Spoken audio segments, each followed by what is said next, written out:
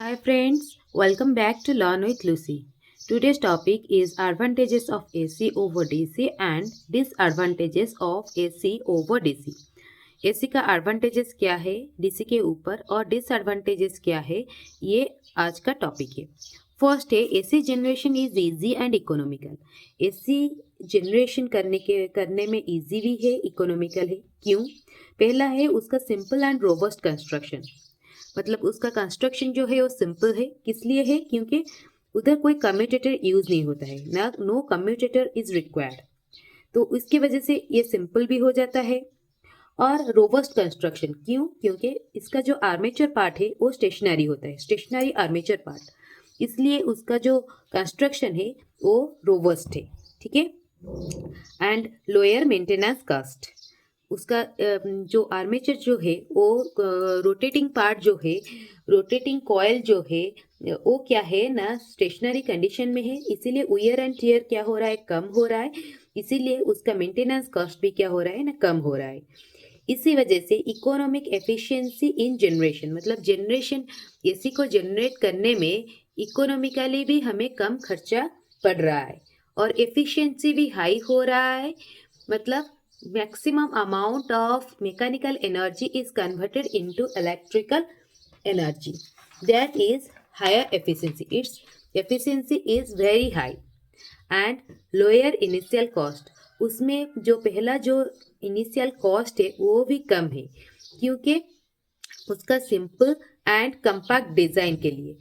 And वो बहुत ही मतलब लेस एक्सपेंसिव है उसको बनाने में, बिल्ड करने में और खरीदने में, in comparison to DC generator.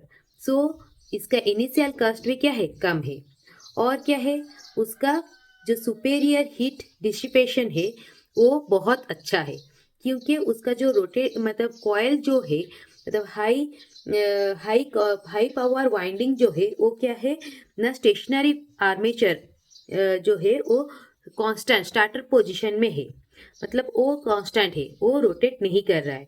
इसीलिए उसमें हीट डिसिपेशन क्या होता है ना, बहुत इजीली हो जाता है, अच्छे से हो जाता है। और थर्ड पॉइंट क्या है, ease of transmission and transformation. मतलब ट्रांसमिशन, एसी को हम लोग ट्रांसमिट करने में मतलब एक जगह से मतलब लॉन्ग डिस्टेंस तक हमें अगर ट्रांसफर करना है तो एसी को हमें इजीली हम लोग उसको ट्रांसफर कर सकते हैं। और ट्रांसफॉर्मेशन, ट्रांसफॉर्मेशन मतलब उसको अगर उसका वोल्टेज को चेंज करना है, लो टू हाई करना है, हाई टू लो करना है, वो भी हम लोग एसी में इजीली कर सकते हैं। Step up and step down capability उसमें है, क्योंकि वो अल्टरनेटिंग करंट है, मतलब चेंजिंग करंट के वजह से चेंजिंग मैग्नेटिक फ्लक्स जनरेट हो रहा है। और इलेक्ट्रोमैग्नेटिक इंडक्शन प्रिंसिपल को यूज करके हम लोग ट्रांसफार्मर के थ्रू हम लोग क्या कर सकते हैं ना, वोल्टेज को बढ़ा और घटा सकते हैं। ठीक है। और लो ट्रांसमिशन लॉसेस, ट्रांसमिशन जब हम लोग लॉन्ग डिस्टेंस तक हम लोग ट्रांसमिट करते हैं तो भी हमारा ट्रांसमिशन लॉसेस क्या होता है ना, कम होता है। क्यों? क्योंकि हम लोग ऐसे वोल्टेज को बहुत ही ज़्यादा बढ़ा देते हैं, जिसके वजह से कि ट्रांसफार्मर के थ्रू बहुत ही ज़्यादा बढ़ा देते हैं, जिसके वजह से कि करंट क्या हो जाता है, घट जाता है। और उसके वजह से ट्रांसमिशन लॉस जो है I²R लॉस जो है वो बहुत ही कम हो जाता है। तो हमारा ट्रांसमिशन लॉस भी क्या हो गया ना, कम हो गया। और क्या है ना, एज ऑफ कन्वर्शन, उसको हम लोग कन्वर्ट भी कर सकते हैं हाई वोल्टेज में, लो वोल्टेज में। मतलब जहाँ पे हम लोग जनरेट कर रहे हैं वहाँ पे वोल्टेज को हम लोग बढ़ा रहे हैं, स्टेप अप कर रहे हैं, क्योंकि हमारा ट्रांसमिशन लॉस को कम कर सके। और जहाँ पे डिस्ट्रीब्यूशन साइड पे हम लोगों को फॉर सेफ्टी लो वोल्टेज चाहिए, इसीलिए हम लोग क्या कर रहे हैं, उधर वोल्टेज का लेवल को स्टेप डाउन कर पा रहे हैं। उसको एज ऑफ कन्वर्शन, मतलब कन्वर्शन उसके लिए बहुत ही इजी है। और जहाँ पे भी हमें मतलब डीसी का एप्लीकेशन चाहिए, तो एसी टू डीसी में डीसी को हम लोग ब्रिज रेक्टिफायर के थ्रू हम लोग क्या कर सकते हैं ना, एसी से डीसी में कन्वर्ट कर सकते हैं। ब्रिज रेक्टिफायर के थ्रू हम लोग एसी से डीसी में कन्वर्ट कर सकते हैं। और फोर्थ पॉइंट आ गया कंपैटिबिलिटी एंड स्केलेबिलिटी। मतलब इसके लिए एसी के लिए हमें वर्साटाइल प्राइम मूवर, मतलब कोई भी प्राइम मूवर से हम लोग उसको उसका जो टर्बाइन है उसको मूव कर सकते हैं। जैसे कि हो गया प्राइम मूवर, जैसे कि हो गया steam turbine, gas turbine, wind turbine. इससे हम लोग क्या कर सकते हैं ना, उसको मैकेनिकल सोर्स प्रोवाइड कर सकते हैं। और क्या है स्टैंडर्डाइजेशन। स्टैंडर्डाइजेशन मतलब पूरा जो एंटायर मॉडर्न ग्रीन जो इंफ्रास्ट्रक्चर है वो एसी के ऊपर डिजाइन किया गया है। ठीक है, क्योंकि ये क्या है ना, कॉस्ट इफेक्टिव है, ecosystem of appliances and transformer motor सभी में हम लोग इसको क्या कर सकते हैं ना, यूज कर सकते हैं। इसीलिए स्टैंडर्डाइजेशन उसका क्या है ना, सही है। ठीक है, तो AC generation is easy and economical. ये वाला पॉइंट आपको समझ में आ गया होगा क्यों ये इजी है और इकोनॉमिकल है। देन सेकेंड पॉइंट आता है, it can be easily converted into DC with the help of rectifier. मैंने कहा था ब्रिज रेक्टिफायर, जहाँ पे हमें डीसी चाहिए हम लोग उधर ब्रिज रेक्टिफायर यूज करके हम लोग एसी से डीसी कन्वर्ट कर सकते हैं। In AC energy loss is minimum किस तरह से हो सकता है, हम लोग अगर स्टेप अप ट्रांसफार्मर यूज करेंगे तो वोल्टेज क्या हो जाएगा, बहुत ही हाई हो जाएगा, उसकी वजह से करंट कम हो जाएगा और losses that is I square R, loss क्या हो जाएगा ना, बहुत ही कम हो जाएगा। So it can be transmitted over large distances. ये इसके वजह से बहुत लंबे डिस्टेंस तक हम लोग एसी को क्या कर सकते हैं ना, ट्रांसमिट कर सकते हैं। ये अगर पूरा अच्छे से अगर समझना है, मेरे पिछले वीडियो में मैं ये सारा पॉइंट को अच्छे से डायग्रामेटिकली पूरा अच्छे से समझाया है। आप जाके वो वीडियो जाके देख सकते हैं। Why AC generation is easy and economical, इस वाला वीडियो में मैंने पूरा का पूरा पॉइंट अच्छे से पूरा डायग्रामेटिकली और इक्वेशन वाइज मैंने अच्छे से समझाया है। आप जाके वो चेकआउट कर सकते हैं। मेरा YouTube channel learn with Lucy का playlist alternating current class 12th physics के प्लेलिस्ट में जाके आप क्या कर सकते हो ना, चेक कर सकते हो। अभी आते हैं disadvantages of AC over DC. तो एसी का डिसएडवांटेज क्या है over DC. AC shock is attractive while DC shock is repulsive. So 220 volt AC is more dangerous than the 220 volt DC. तो अगर दोनों ही सेम मैग्नीट्यूड का दोनों ही एसी और डीसी लेंगे तो फिर एसी क्या है, वो बहुत ही ज़्यादा डेंजरस है than the AC DC. Why, क्योंकि एसी अल्टरनेटिंग है, मतलब उसका एक फ्रिक्वेंसी रहता है 50 हर्ट्ज, या फिर जनरल जो हमारा टिपिकल जो एसी है हमारा कितना रहता है 50 हर्ट्ज या फिर 60 हर्ट्ज। मतलब क्या है, मतलब वो एक सेकेंड के अंदर 50 टाइम्स अपना डायरेक्शन क्या कर रहा है ना, चेंज कर रहा है।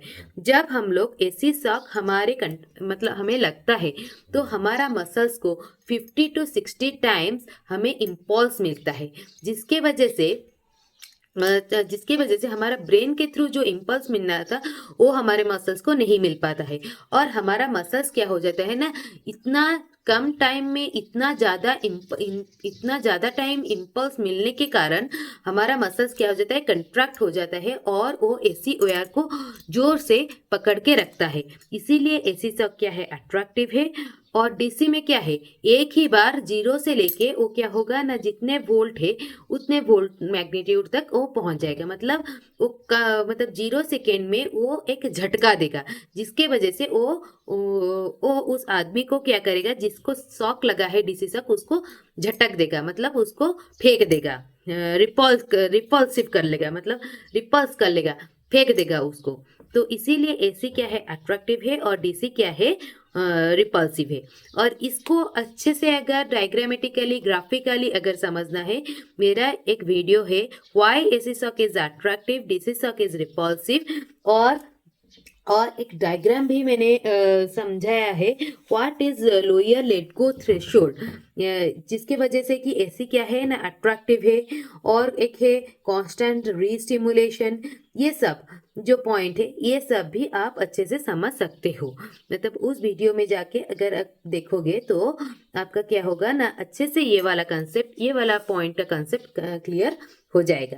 और डीसी क्यों रिपल्सिव है, उसके लिए जो रीजन है वो है सिंगल कंट्रैक्शन, मतलब एक ही बार में उसको झटका मिल रहा है, और कांस्टेंट फ्लो है। इसी वजह से क्या है, डीसी क्या है ना, रिपल्सिव है। और लोअर लेट गो थ्रेशोल्ड करके और एक वीडियो है जिसमें कि मैंने उस ग्राफ और एसी का जो ग्राफ है उसका कैसे लोअर लेट गो थ्रेशोल्ड क्या है और किस तरह से उसके वजह से हमें minimum to minimum AC current अगर भी होगा तो भी हमें वो क्या कर लेगा ना, वायर के साथ चिपका देगा, मतलब हमारा मसल्स क्या हो जाएगा ना, कंट्रैक्ट हो जाएगा। वो किस वजह से होता है ये भी मैंने उस वीडियो में अच्छे से समझाया है। सेकेंड पॉइंट आता है AC cannot be used in electroplating process because here constant current with constant polarity is needed which is given by DC। Electroplating process मतलब एक मेटल के ऊपर दूसरा मेटल का एक कोटिंग चढ़ाना, इसको क्या बोलते हैं ना, इलेक्ट्रोप्लेटिंग प्रोसेस, जिसके लिए हमें एक DC source constant flow of ions चाहिए, मतलब कांस्टेंट फ्लो ऑफ सोर्स चाहिए, जिसके वजह से कि जो आयन है जिसका कि हम लोग कोटिंग कर रहे हैं मेटल के ऊपर वो क्या हो सके ना, एक ही डायरेक्शन में फ्लो हो सके, मतलब जाके फ्लो होके दूसरे मेटल के ऊपर डिपॉजिट हो सके। तो उसके लिए हमें डीसी करंट चाहिए, डीसी सोर्स चाहिए, एसी सोर्स नहीं चाहिए। अगर एसी सोर्स होगा तो फिर वो आयंस आगे पीछे होता रहेगा पर कोई भी मेटल के ऊपर वो डिपॉजिट नहीं हो पाएगा। तो इसीलिए हमें इलेक्ट्रोप्लेटिंग प्रोसेस के लिए डीसी चाहिए।